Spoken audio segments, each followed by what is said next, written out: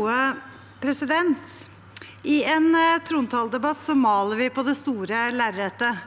Og det er ingen tvil om at vi må ty til mange av de mørke fargene på paletten i år. Situasjonen er alvorlig, og hverdagen er og blir mer krevende også fremover. Hittil i debatten er det få som har snakket om vår egen velferdsstats- og helsetjenestes bærekraft i årene fremover. Vi har en raskt aldrende befolkning. Mange lever lengre, som er bra, president. Men de lever også lengre med flere kroniske sykdommer og sammensatte helseutfordringer som vil trenge å møte en faglig sterk helsetjeneste. Om bare 8 år er det for første gang flere eldre enn barn og unge i vårt samfunn. En viktig oppgave for et land er å sikre gode velferdstjenester til innbyggerne sine. Og i Norge har vi lang tradisjon for at alle gode krefter bidrar i å gi pasienter gode helsetjenester, sikre barnehagetilbud til alle som ønsker det, og sørge for at barn får hjelp i barnevernet. Alt for det offentliges regning. De store oppgavene løses rett og slett best når offentlig og privat sektor gjør det sammen. Og det skaper også reell valgfrihet for innbyggerne våre og et større mangfold i tjenestene. Dagens regjering er nå i ferd med å rive ned mye av det som har kjennetegnet helsetjenestene våre de siste årene. Kortere ventetider, større mangfold av behandlingsmuligheter og valgfrihet for den enkelte. Valgfrihet som folk i Norge ønsker. I Kantars store helsepolitiske barometer så svarer 7 av 10 at de ikke er opptatt av hvem som leverer helsetjenesten, bare den er god. Selv om Senterpartiets parlamentariske leder i sitt innlegg i dag sa noe sånt som at det er viktig for Senterpartiet å gi folk makt over sitt eget liv, så gjelder altså det ikke hvis du blir syk.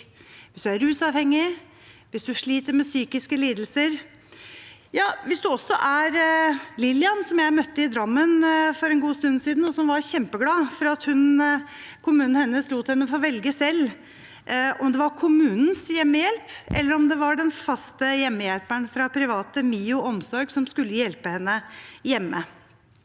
Arbeiderpartiet og Senterpartiet svekker i sak etter sak pasienters rett til selv å kunne få velge og til å få raskest mulig helsehjelp. Først ved å fjerne godkjenningsordningen for fritt brukervalg i kommunene, så ved å fjerne fritt behandlingsvalg fra 2023, som vil innebære at mange behandlingsplasser forsvinner, uten at vi har noen forsikringer om at de offentlige sykehusene vil sikre tilstrekkelig kapasitet.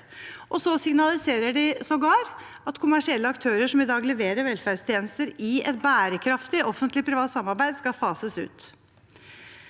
Høyre er helt tydelig på at de store velferdsutfordringene fremover må løses i et godt samarbeid mellom offentlig og privat sektor. Og det blinker en knallrød varsellampe for en bærekraftig helsetjeneste når regjeringspartiene, SV og Rødt, er mer opptatt av eierskap enn omsorg i velferden. Særlig når man baserer det på en argumentasjon om at det er superprofitt i velferd, som det ikke finnes belegg for. Tvert imot er det dokumentasjon på at det ikke er superprofitt i norsk velferd. Velferdstjenesteutvalget, ledet av Kåre Hagen, har vært tydelig på at skattepenger bevilget til velferd går til velferd. Og han har også vært tydelig på at ingen velferdsstat har lykkes ved å levere tjenester kun i offentlig egenregi. President, det blir nesten litt pinlig når man hører Arbeiderpartiets Cecilie Myrseth definere privatisering. Fritt behandlingsvalg er ikke privatisering. Fritt brukervalg er ikke privatisering. Når det offentlige kjøper behandlingskapasitet hos private, er det ikke privatisering. Det er offentlig betalte helsetjenester i et smart samarbeid hvor man drar nytte av all kapasitet og all kompetanse som er i norsk helsetjeneste. Pasienten vil alltid være utgangspunktet for Høyres helsepolitikk, ikke systemet. Når private, både ideelle og kommersielle, får bidra med kapasitet og kompetanse i samarbeid med det offentlige, så får vi en helsetjeneste på pasientens premisser. Et sånt samarbeid gir valgfrihet, kortere ventetider og et mangfold av behandlingsmuligheter på statens regning. Å gi pasienter gode helsetjenester handler først og fremst om kvalitet, ikke hvilken logo det står på psykiaterens jakke.